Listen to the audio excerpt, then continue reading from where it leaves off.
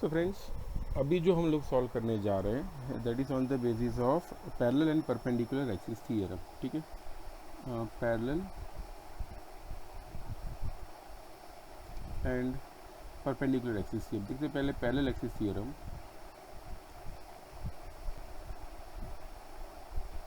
ये parallel axis theorem में ऐसा होता है, मान लो ये कोई ऑब्जेक्ट है, ठीक है, ये ऑब्जेक्ट का सेंटर ऑफ मास सपोज इधर है, ठीक है, this is suppose the centre of mass of an object. तो यहाँ से जो एक्सिस पास हो रही हो उसके विद रिस्पेक्ट टू जो भी मोमेंट ऑफ इनर्शिया हो उसे बोलते हैं I C. Okay, moment of inertia passing through the centre of mass, इसे बोलते हैं I C.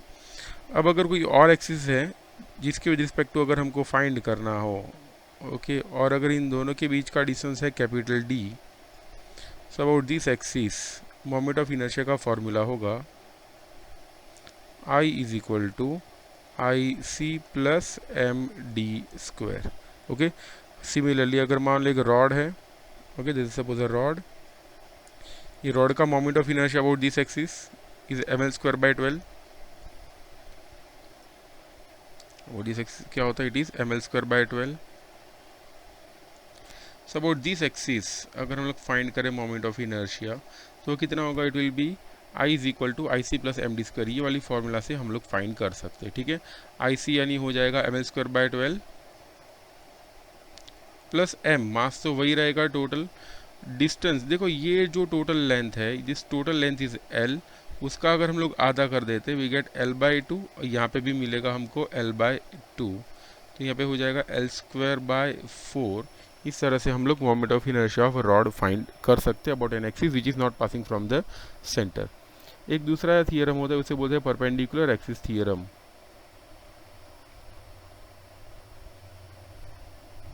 Perpendicular axis theorem में क्या होता है, if this is an object, एक ऐसा ऑब्जेक्ट इमेजिन करो which is very thin,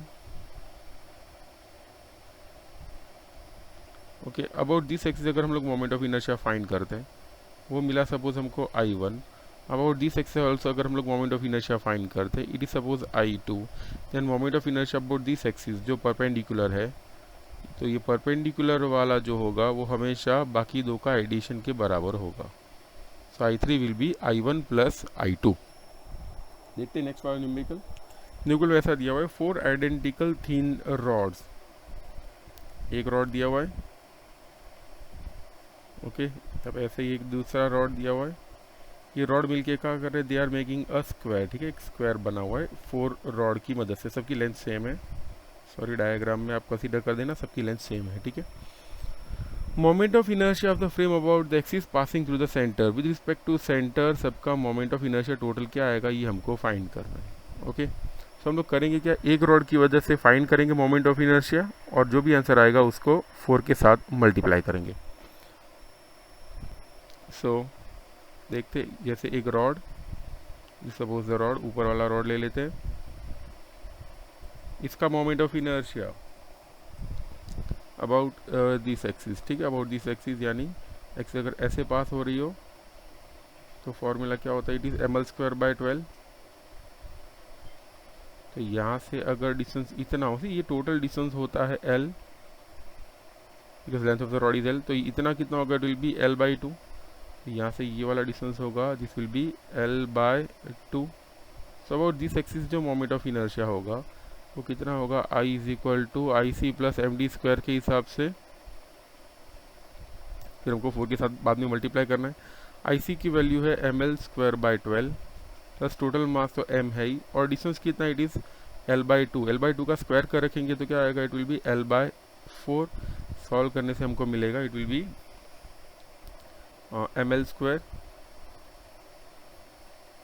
bye 3, और ऐसे कितने हैं टोटल, देर आर 4, तो देर फॉर इसको 4 के साथ मल्टीप्लाई करेंगे। ठीक है, because there are 4 number of rods, 4 के साथ मल्टीप्लाई करें तो हमको ये आंसर मिलेगा, it will B 4/3 ml square. Okay, अब देखते हैं अपना next question, it's very easy, ये एक बार बोर्ड में आ चुका है, सॉरी JEE या नीट के एग्जाम में आ चुका है, दोनों में से कोई एक एग्जाम में था। Force F is acting on a particle having position vector r and tau. Okay, तो फोर्स लग रहा है किसके ऊपर, on particle on position vector r, और दूसरा कितना है, it is tau is the torque on this force about this region, then इन सब के साथ क्या रिलेशन होगा ये हमको फाइंड करना है। सबसे पहले देखते हैं एफ आर और टाउ तीनों के बीच में क्या रिलेशन होता है। तो we know that tau is equal to क्या होता है, आर क्रॉस एफ। ध्यान देने, ये क्रॉस प्रोडक्ट वाला थोड़ा कॉन्सेप्ट है और आपको टाउ की फॉर्मूला भी पता होनी चाहिए। तो tau is equal to R cross F होता है, ठीक है। अगर ये आर क्रॉस एफ है, यानी अगर हमको दिया हो that C is equal to A cross B, अगर vector C vector A cross vector B हो, तो ये दो तो एक दूसरे से परपेंडिकुलर होते ही है, ये दो भी एक दूसरे से परपेंडिकुलर होते हैं, ठीक है। So C is equal to A cross B, C is perpendicular to A and also C is perpendicular to B. तो सिमिलरली यहाँ पे क्या होगा, टाउ और आर दोनों परपेंडिकुलर होंगे एंड टाउ एंड एफ भी एक दूसरे से परपेंडिकुलर होंगे। अगर ये दोनों परपेंडिकुलर है तो टाउ डॉट आर हमेशा आंसर मिलेगा 0। डॉट प्रोडक्ट पता है ना, अगर परपेंडिकुलर हो तो हमेशा 0 मिलता है। वैसे टाउ डॉट एफ भी हमको मिलेगा 0, ठीक है, ये दोनों वैल्यू 0 होगी। तो अब देखो यहाँ पे कौन कौन सा वैल्यू मैच कर रहा है इसके साथ। We have R dot tau is equal to 0 and F dot tau is also is equal to 0, तो अपना आंसर आएगा बी, ठीक है। So this was question number 19। अब देखते हैं हमारा नेक्स्ट क्वेश्चन, वो भी ऐसा एक लॉजिकल क्वेश्चन ही है जो आ चुका है अपने बोर्ड में। Sorry, so this is question number 22। इसमें देखो दिया हुआ है थीटा की वैल्यू, हमको फाइंड करना है टॉर्क 0 कब होगा, ठीक है। The instantaneous angular position of particle on a rotating wheel is given by the equation this, the torque on wheel becomes 0। So torque 0 कब होता है, से टॉर्क इज 0 तो आई अल्फा भी 0 होगा, आई अल्फा 0 यानी alpha is equal to 0।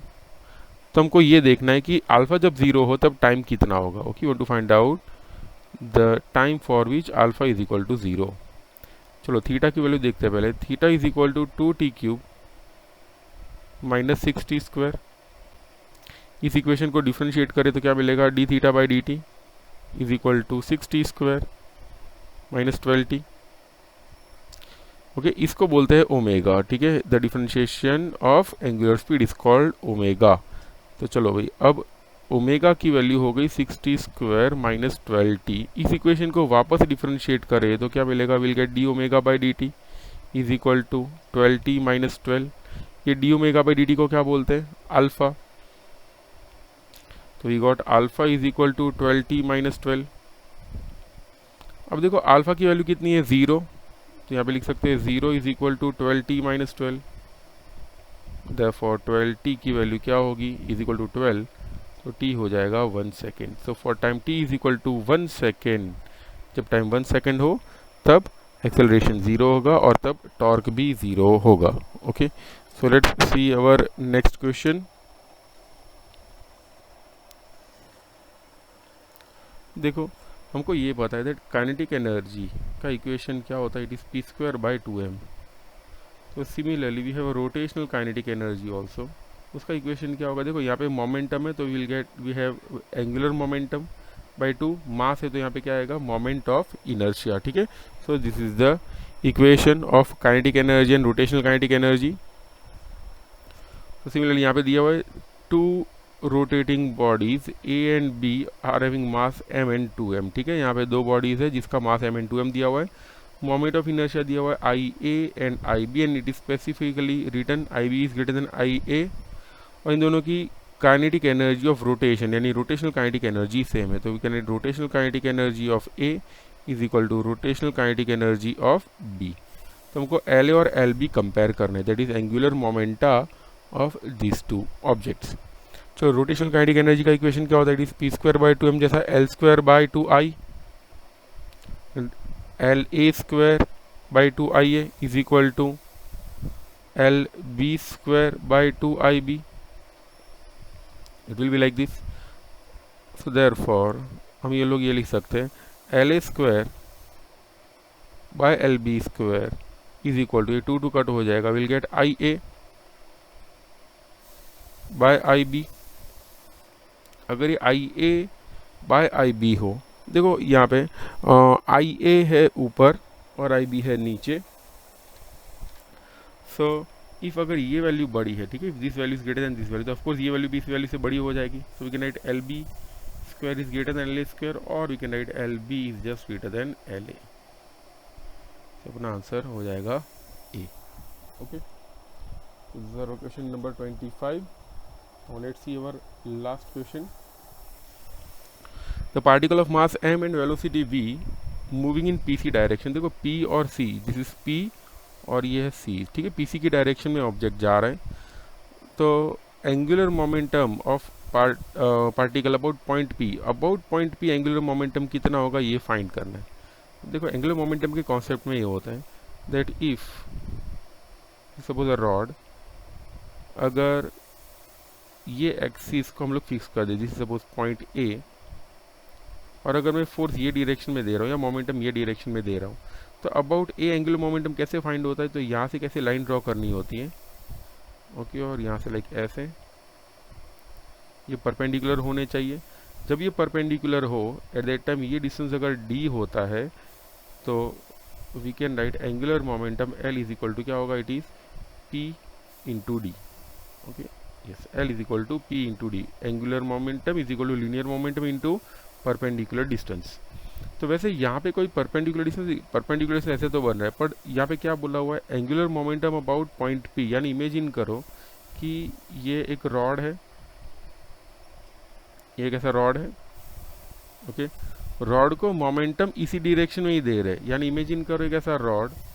Okay, rod को मैं इधर से फिक्स कर देता हूँ और उसको ऐसे खींचूँ तो वो रोटेट होगा ही नहीं, ठीक है. So it will not rotate. अगर ये रोटेट नहीं हो रहा उसका एंगुलर मोमेंटम कितना होगा, 0, ठीक है. So that was all for rotational motion. Thank you very much.